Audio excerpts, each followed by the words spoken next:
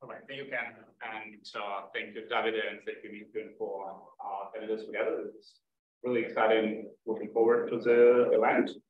My name is Andrey. I'm at Columbia. This is doing work with Urso at NYU Stern, and a wonderful student, Yunkin, will be on the market very soon. So she was also instrumental for this paper. So the paper will be about online advertisement as passive search. So I'll explain in a second. So it will be more paper about search than about ads. But, so think about this more as Raluca's paper than my paper, from the domain expertise. I'll explain in a second what we mean by that. But first to point out, there is a lot of search online which happens, and it's not a secret that there is a growing, both before COVID and especially during COVID, there is a quickly growing number of sales and number of people who buy online.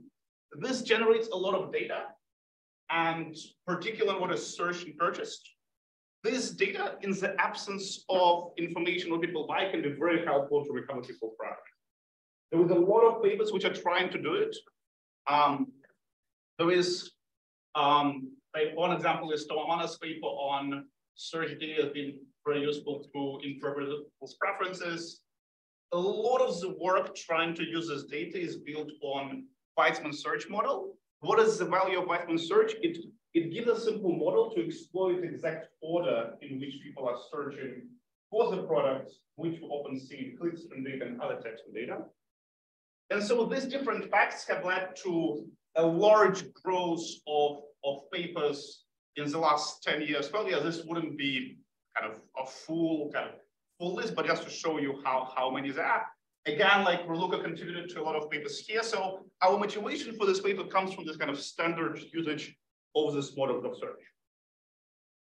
Now, another observation is, so this models of active search assumes that people choose the number of things to search for, the order and the identity of products which will be searched. At the same time, companies spend a lot of time and resources, and that's kind of maybe some of my work comes more into play, like kind of to motivate this. There is a lot of ads which firms put online and try to push these products onto consumers. They're often shown at times when people are not engaged in active search process. So you might be on email, you see an ad, you decide to click or not to click. And so that's where really this paper starts. Like, is it right to think about all this clickstream data as telling us something about the active search process? Or then maybe something else is going on because of this advertising, because of how companies are trying to push links on consumers. So we'll start with pretty simple questions. We'll first try to document how many searches are on ads, just from the raw data. If it's a lot, we'll try to understand what's the nature of the search. Because in your mind right now, you can have two different theories. One theory is maybe all of the search is incremental. You'll never go to the product otherwise, and because of the ad, you clicked on it, so this is so opposite from active search. The other theory, think about the Blake Notadella's paper and the subsequent work, is not incremental at all. It's all cannibalized from active searches.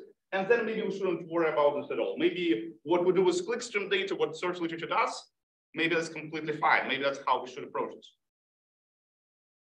All right, so what we'll do in the paper? We'll take a new and unique panel data. We'll first use this data to detect ad-initiated product searches. And we'll infer clicks and searches done through ads using the URL parameters. I'll explain in a second how we do it. Using this data, we'll describe the provenance and nature of searches which are initiated by ads. We'll see that it's a pretty sizable chunk of all searches. So search through ads is not innocuous, but people can ignore. And we'll also see it's concentrated early on in search. It's less in depth, so it's systematically different from what we refer to as organic search, where people just went and found products themselves. We'll incorporate these descriptives into a simple model of active and passive search. For this, we'll combine Weizmann and Renault model. Think about our model as a more flexible, less restrictive version of Weizmann. I'll explain in a second, but we'll use Weizmann as the benchmark and we'll relax it to allow for advertisement to come into the model. Finally, we'll estimate the model on Dutch fashion browsing data. will show that the model fit for passive search model, even though it uses less inequalities, less constraints, is better than Weissman active search model. And as an example, what we can do with this estimates, we'll quantify estimation bias and show you some substitution patterns, which we can infer from the demand estimates. So just again, to fit into the literature, there is two big parts of literature which us and a lot of people in the room contributed to. There was literature on search and literature on ads, and again, Lisa by no means complete. So this is just an example. On the search side, we contribute to the empirical literature, which uses clickstream data to infer searches of products. This is included on the platforms, which is why this paper is part of this conference. Typically, this data assumes that this clickstream data is active searches. So that's what we'll contribute into. There was on the theory side, a lot of models is ignore ads or use it as a two-step process. We'll do something different here. On the ad side, what we'll do will be different. In a sense, we wouldn't take a more firm-centric view. We'll try to measure the goal of this paper is not to measure the effectiveness of ads. It's really to think if ads exist, how it might violate our typical estimation of search models and how we can incorporate this. So we'll try to understand what's the average treatment effect of the ads. So we take more consumer-centric view, if you wish. We don't think about firm. There is some models in marketing which focus on this kind of searches of people and try to infer effectiveness from the clickstream data. It's kind of attribution models. They have nothing to do with active search. So that's kind of how we contribute that. All right, so in the rest of the talk today, I'll tell you about our data, show some descriptives. Well, it's very standard outline. So data descriptives, model estimation results, nothing unusual in the talk. Ken, do I go without, do I stop questions? Do I questions in the end? Or do we do it? As you like. Okay, if you have questions, just stop me, otherwise I'll continue, but please interrupt me for anything. All right, so first, data. We have 2.5 months of URL level clickstream data. There is similar data set supplied by ComScore, as I learned recently, but typical ComScore data only has domain levels. The benefit of this data, we have your full URL level information about where people clicked, where they came from, so we know all the details of the URL structure. The data is from 5,000 Dutch consumers. We take only sessions with at least one fashion website click. This includes, in these sessions, we see everything else, but we ask the company to sell us only consumers who at least once went to a fashion website, to not to have too much data to work with. It still gave us 8 million clicks, 41,000 sessions. There's a set of clicks and 6,000 spells. Spell is a set of sessions that lead or don't lead to a conversion in a particular category. On fashion websites, around 400,000 clicks, 300,000 products searched, 9 fashion subcategories. Yes. In total, yes, over 2.5 months. So it gets us to an average of 2,000 clicks per person in 2 months. I'm not sure if it's a lot or little. On everything. Oh, on everything. Sorry, on fashion it's okay. Thanks. On fashion it's 400,000. Well, I don't have a pry 8 million was feasible or not, but yeah, on fashion it's 400,000. So we classify these different searches and pages people go to into 9 fashion subcategories using the scraping information on the pages, clustering products. So we get 9 fashion subcategories, and then we scrape all the information on this page. All right, so just to explain a bit more, here is how a typical search spell looks like. So we see for every session with a fashion click, we see all the clicks. Sessions are these kind of groups of dots on a given day at a given time. Purple ones are the fashion clicks. And then eventually a spell ends or not ends with a conversion in this category.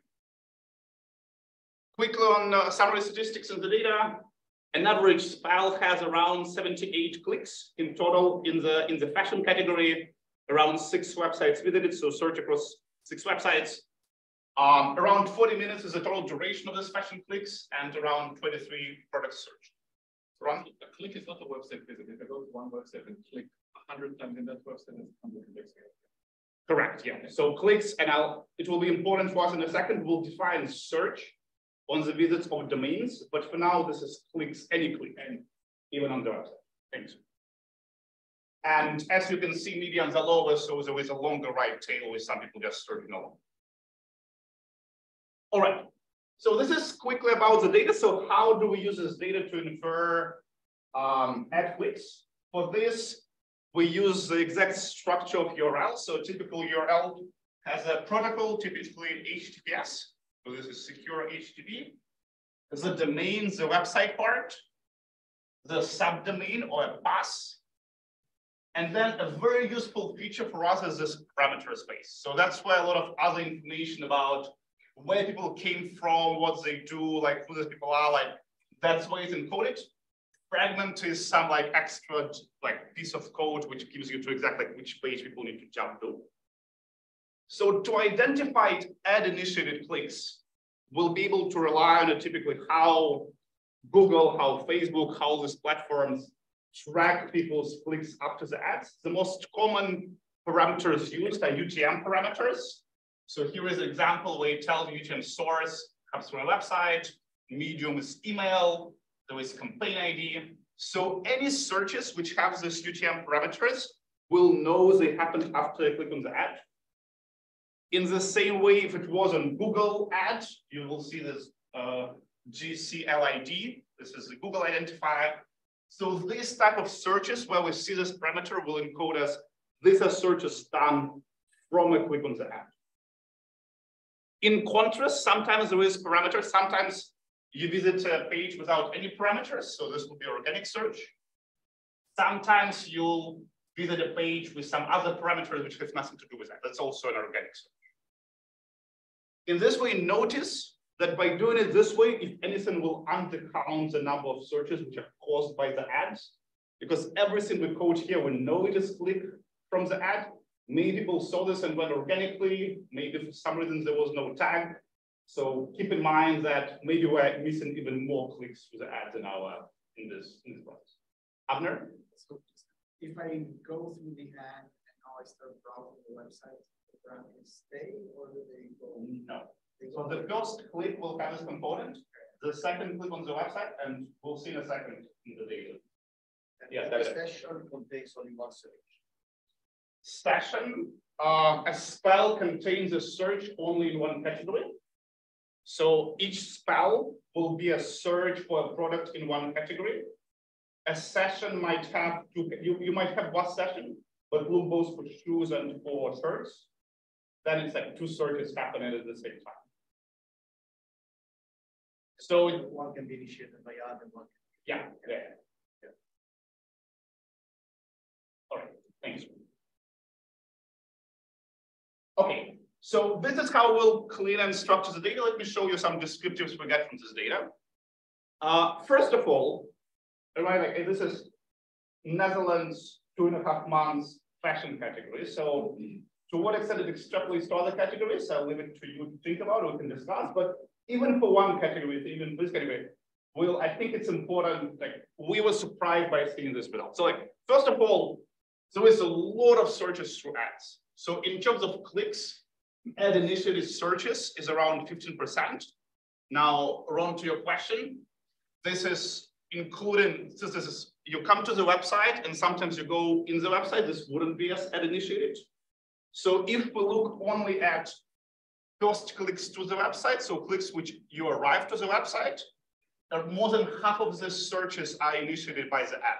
So this is, so one result from this is ad initiated search is extensive, especially if you think of people's arrival to websites. Majority of these arrivals are occurring through ads. Second, when do these ad initiated searches happen? They are much more likely to happen early on in the search process. So this is search spell split by deciles for the person. Early on the click level, there is much higher probability for this click to be ad initiated. It's much lower later on in the spell. This is partly because it includes people arrive to the website and do organic search. If we do it on website arrival level, the slope is much less steep, but still there was a higher probability to come to the websites through the ads early in the search process. So this is people rely on ads more in the beginning of the search. Ron? How much of it is search engine like Google ads versus other ads? So this is split in this by type of ads. So far I've clicked all these ads, I've put them together. Now I'll get back to the previous point, but let me talk about this. So a lot of this ad is what we classify. So we went back and classified all these ad clicks into different types of ads. A lot of this what is called affiliate ads. This is any newspaper like list of products, any lists of different things which refer to the product that we call affiliate. A lot of these affiliate ads are also cashback websites. So we classify them here. We redo analysis, removing them or not. A bunch of them are email ads. So you get an email from the brand, from the store. The second one, some of them are Google and search engines. So most of them are not. The retargeting tag is like, again, we underestimated probably. That's when we see retargeting in the UTM parameters. We don't see much. There is not much social. There is a bunch of newsletters. So that's kind of split. From this, one of the things we learn is that, again, like to motivate, is it part of the active storage or is it part of the people that do something else? A lot of these ads are clicked when you don't really do shopping, when in your email, you do something else. So often this interrupts you do something else before and after, and then you click on the ad. So affiliate is like wire cutter if I'm like yes. those lists. Yeah. But that's a little bit like search. I'm like, if I'm on the website, I'm correct. interested in the category. Correct. So from this, especially search engines can also be search. So we'll need to be, again, so far we're documenting. So a bunch of lists are not part of your search process, but some of them can be. So we can go either way. Yes. So if we look at the revenue of these types of ads in the news, and I don't know about the US, it's very different, right? Search engine is huge. Email is very small. Retargeting is kind of in the middle. Mm-hmm. It doesn't map quite well in terms of spending with what you're showing. In terms of spending and where in terms of spending, yeah. That's a good question. Yeah.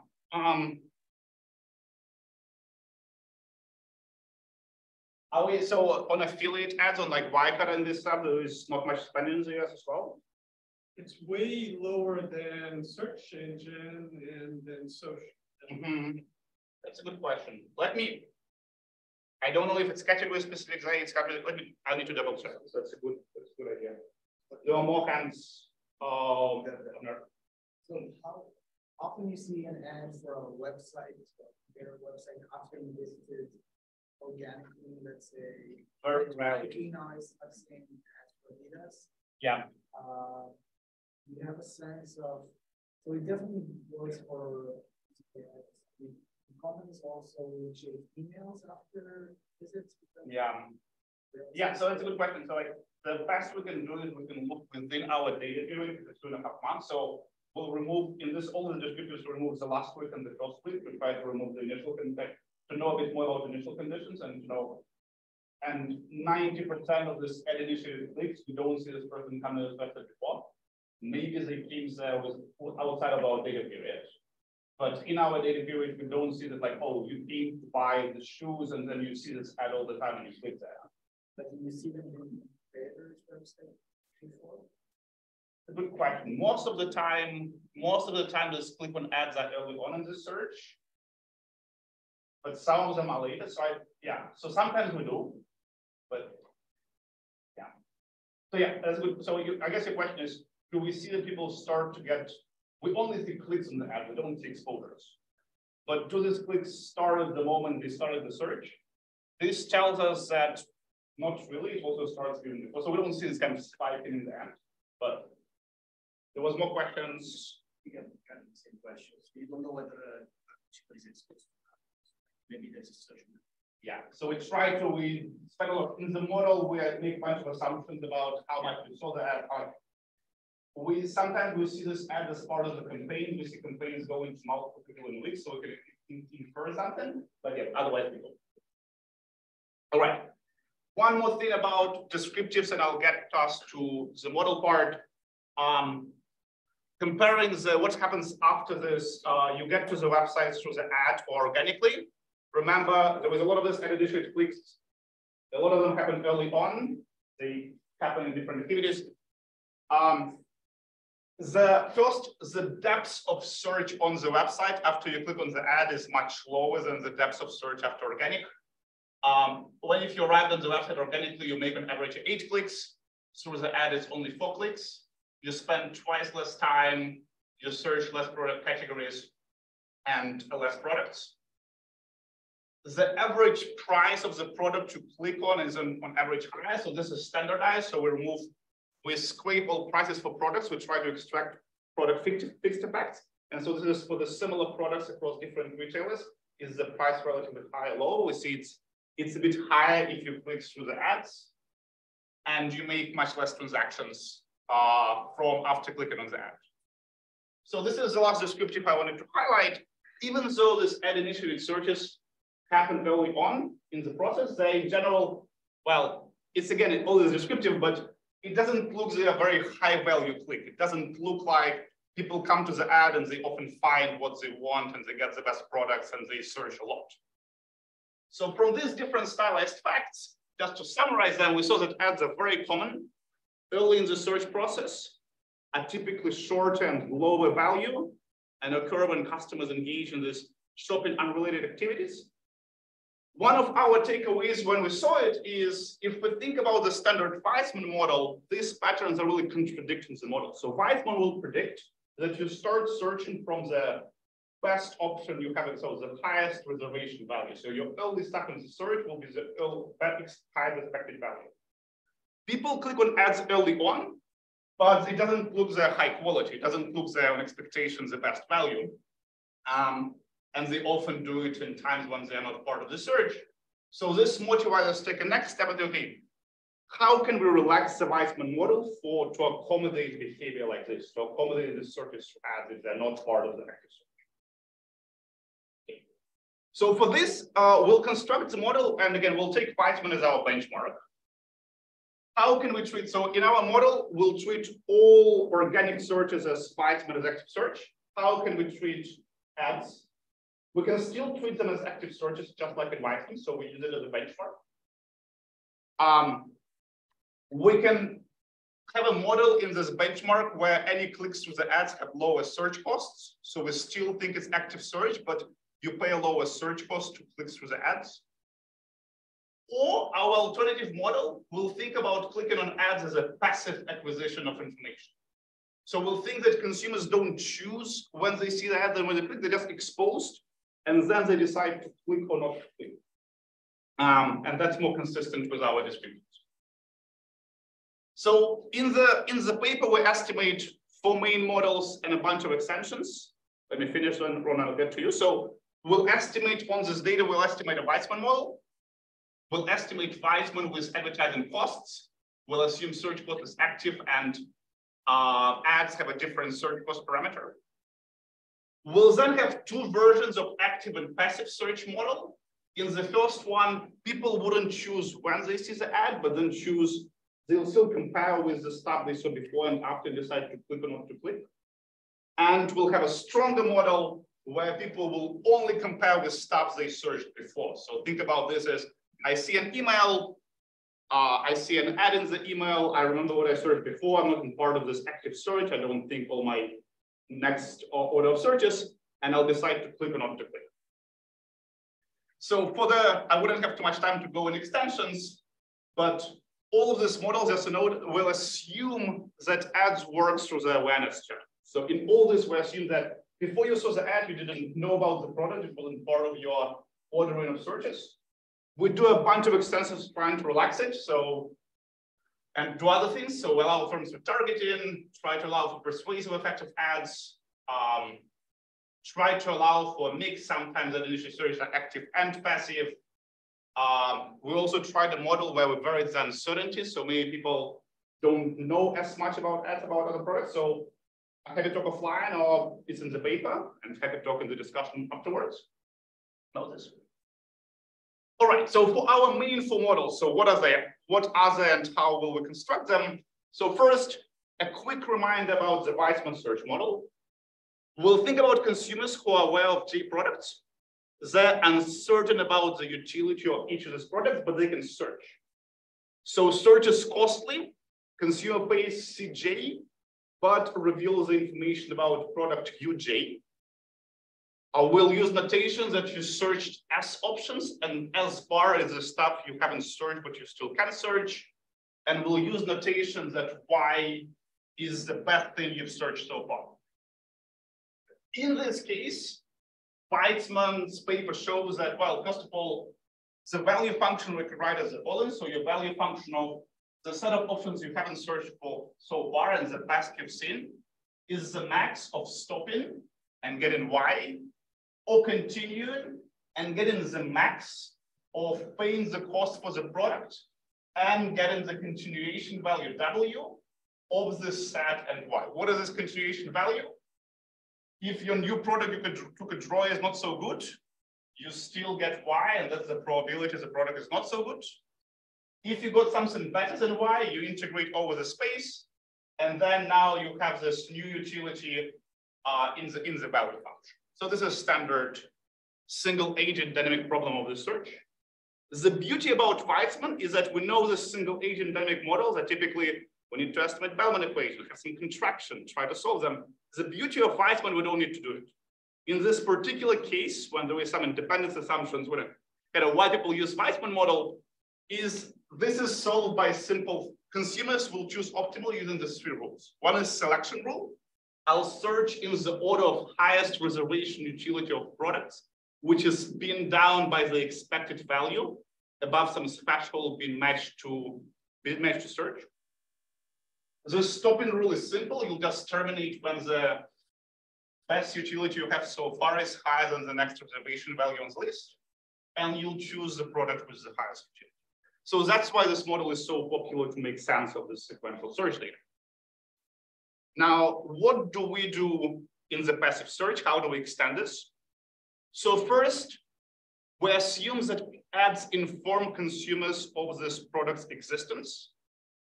So again, we don't do passive effect in the main model, we'll extend it later.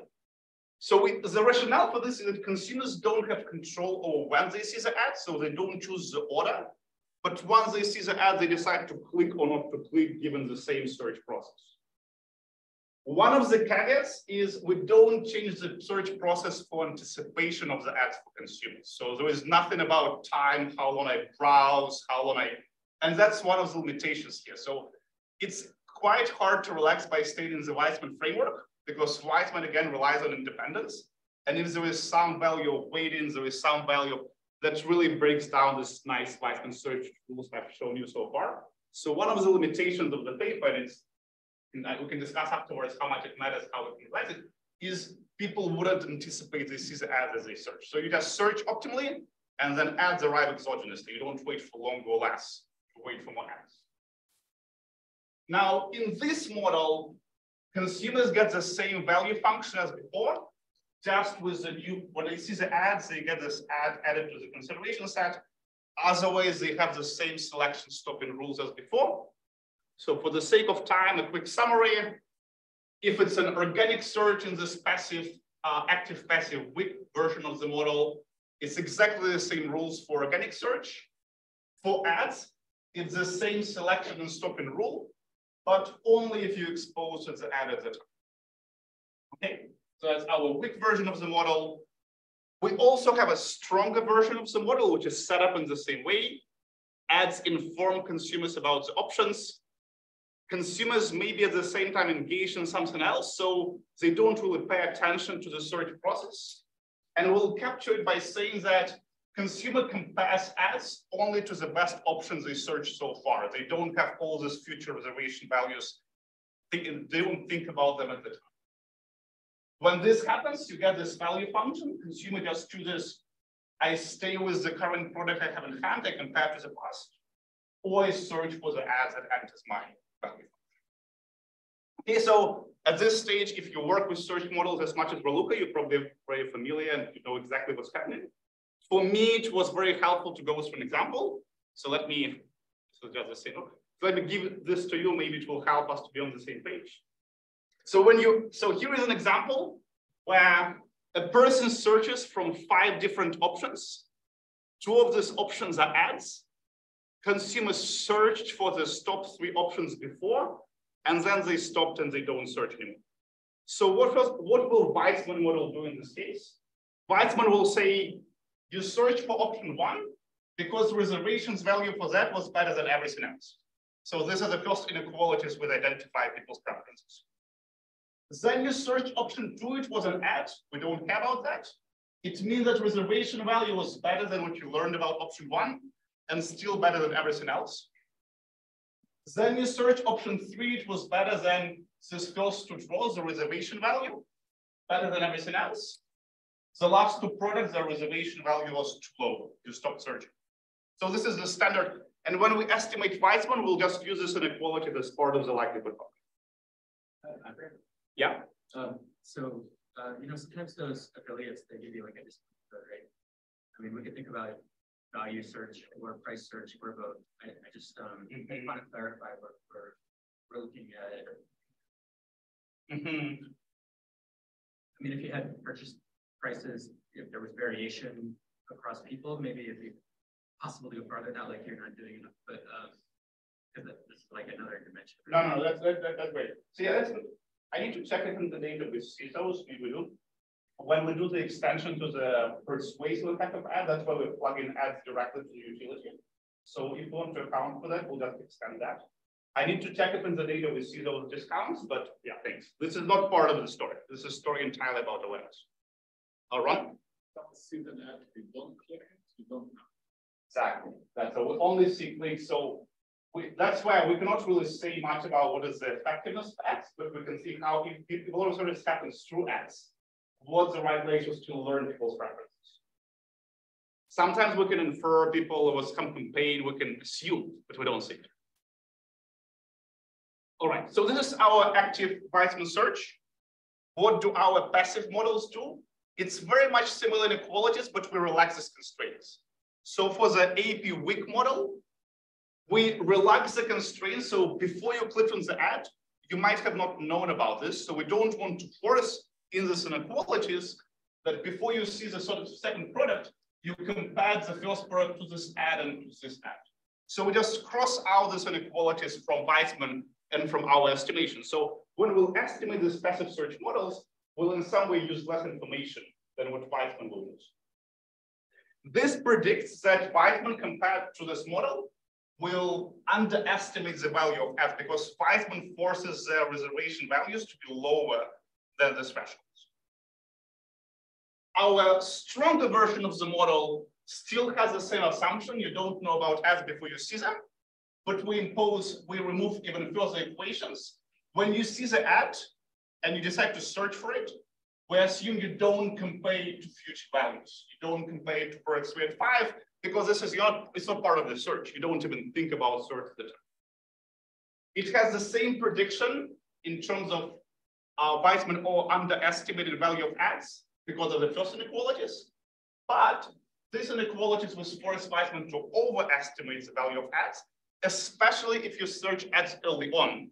If you search ads early on, Weizmann will think, well, it should be a great product, whereas maybe just saw it through that. Okay, so hope this gives you a bit more intuition what this models will be. Okay, I have 4 minutes, so let me skip the discussion of extensions. Happy to talk about this.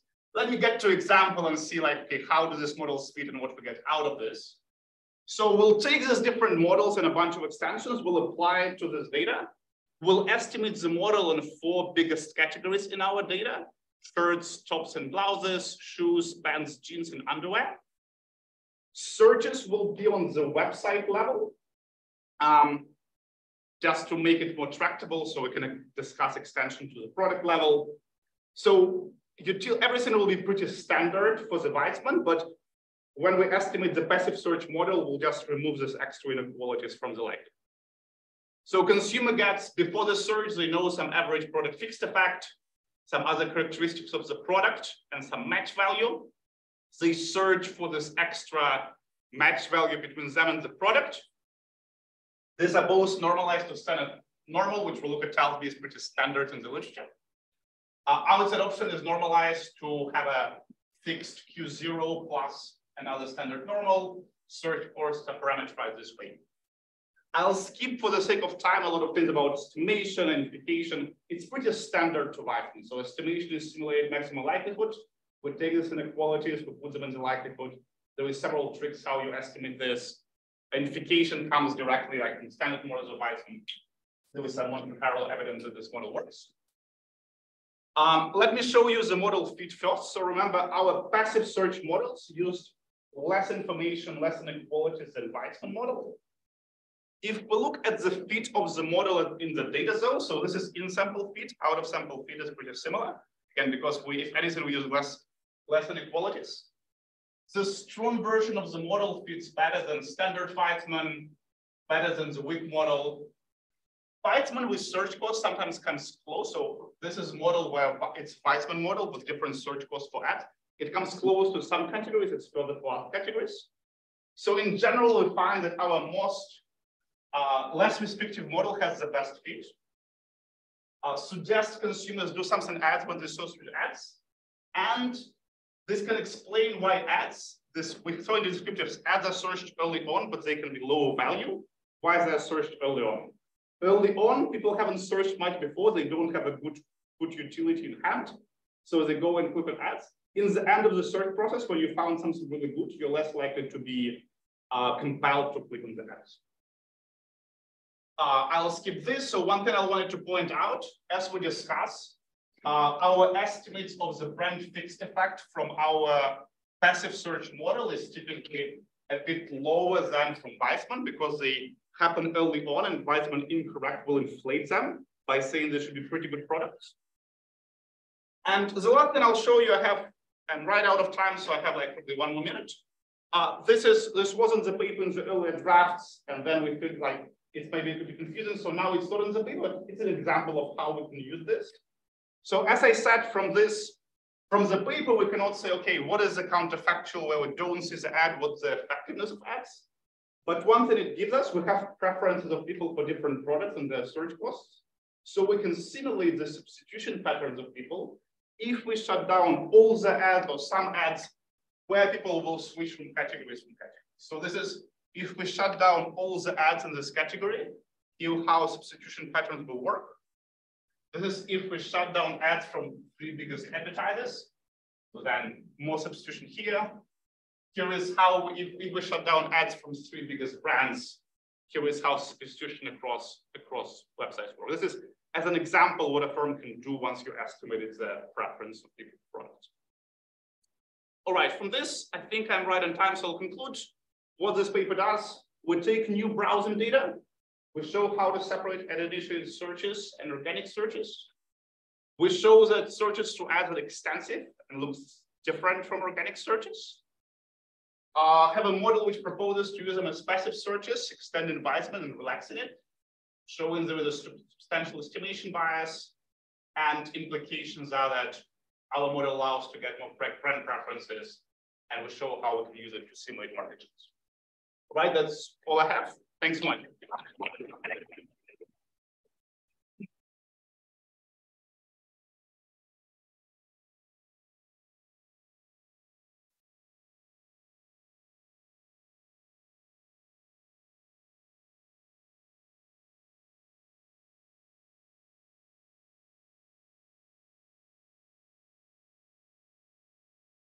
Hello, everybody.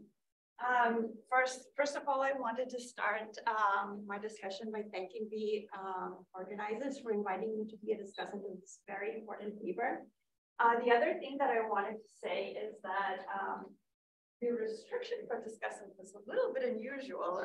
Would you agree? I mean, this is the first time I was asked to do a discussion in 5 minutes, and also to avoid major criticism.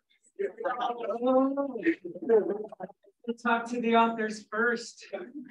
Sure, no mistaken. Okay, but the latter part was actually very easy to do, and for the reasons that I'm going to show you on the second slide. But the first part, challenge accepted. So, let's see. Okay, so why is it really easy for me to avoid critical comments for this paper? Actually, as I was reading the paper, I was writing notes and writing, oh, what about this? What about this? And then a couple of paragraphs below, I was like, oh, look, we addressed this thing that you're thinking about right now in Appendix 11.15. My first reaction was like my little heart attack. 11 appendices, and then with oh my God. Thankfully, that is not the case, and it is just the section appendixes labeled 11. But there's a lot of different extensions. There's a lot of different robustness checks. Pretty much everything. Targeting, done. Awareness versus persuasive, done. So not really a lot of things for me to discuss. So I'm going to really focus on a big picture. And I'm going to start with a very simple premise. As somebody who is not an expert in search models at all, I'm going to start with a question: why do we care about search models? Well, if we have a well-defined search model, we can explain decision-making under uncertainty, asymmetric information, and so on. If we can explain it, then we can predict, right, what would happen under certain scenarios. If we have a well-specified search model, we can identify and quantify factors that would influence search behavior. And if we do that, then we can estimate search cost and think about ways to address market design, right? And potentially do some policy-making suggestions as well. But what happens if the search models are misspecified? Then we cannot do any of it, right? The model that is misspecified is not very useful in predicting and counterfactuals and so on. So what does this paper do?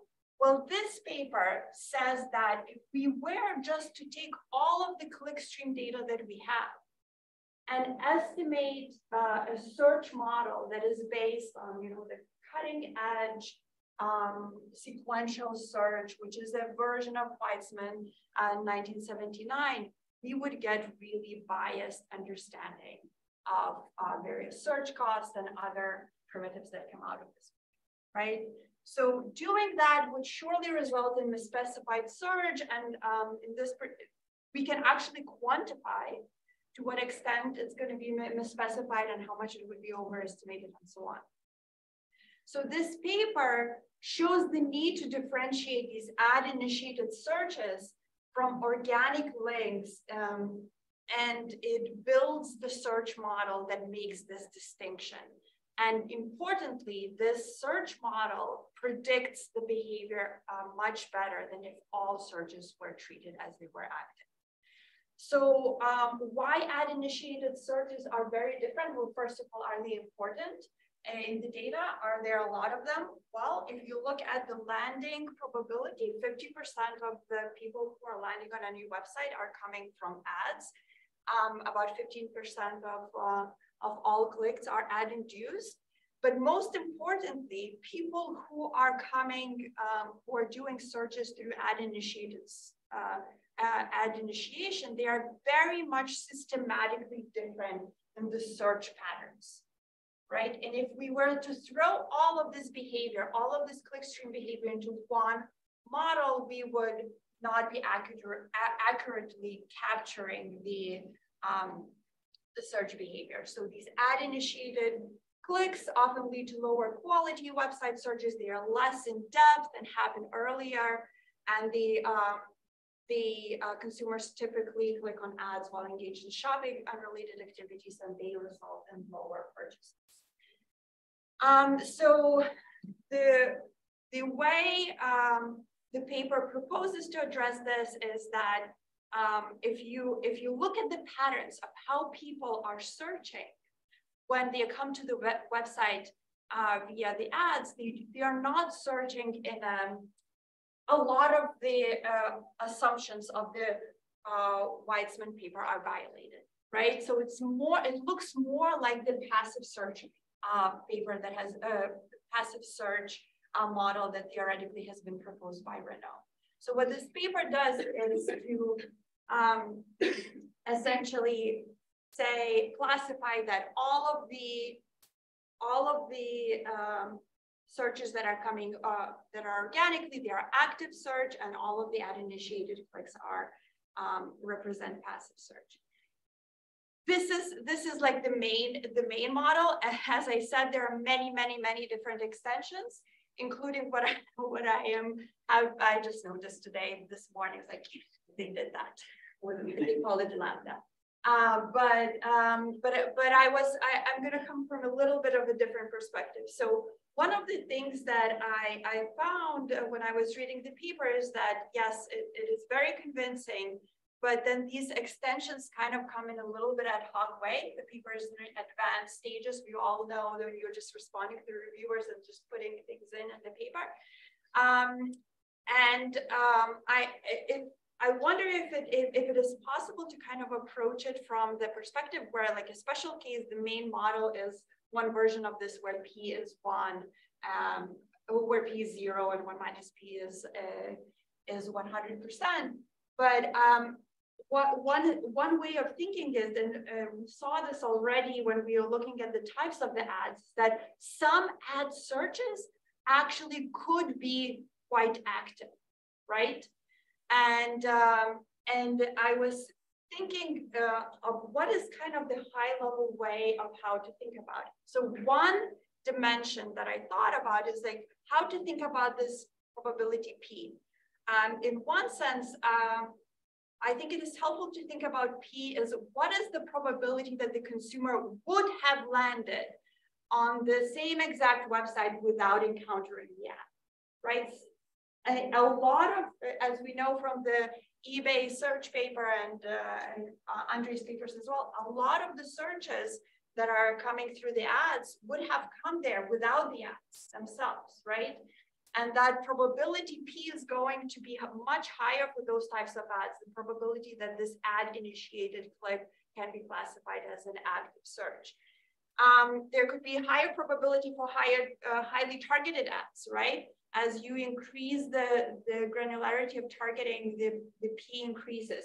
I mean, they do that in the paper, right? But not in a way that could be kind of described with one umbrella approach under all these different scenarios.